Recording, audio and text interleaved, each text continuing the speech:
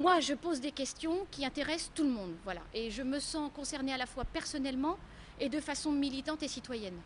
Patricia Daligo était aujourd'hui jugée au tribunal correctionnel d'Angers pour avoir refusé de se soumettre à des prélèvements ADN.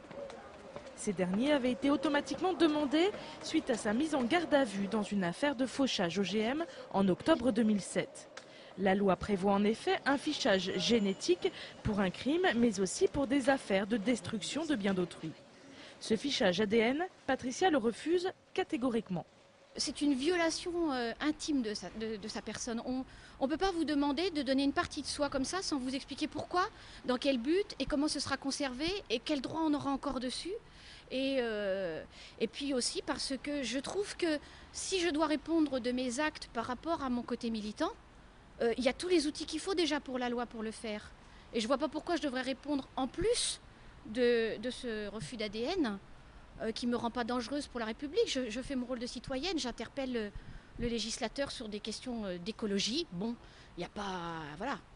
Pour la soutenir, une cinquantaine d'amis militants anti-OGM qui s'offusquent de ce mélange de genres. Ce prélèvement pour nous est une loi, s'inscrit dans les lois liberticides ou dans un système répressif qui fait qu'il n'y a plus de présomption d'innocence, qu'on passe sous le régime de la présomption de culpabilité. Ça veut dire qu'on part de la base que nous sommes tous coupables et que nous devrions prouver notre innocence.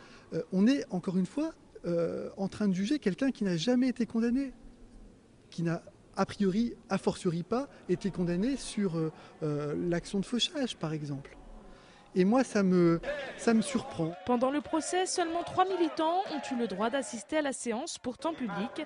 Les autres ont attendu dehors le verdict.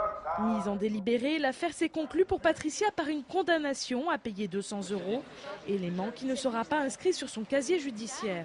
Suite à cette condamnation, la police peut désormais utiliser la force pour faire un prélèvement ADN. Patricia Daligo réserve sa décision. Elle a 10 jours pour faire appel.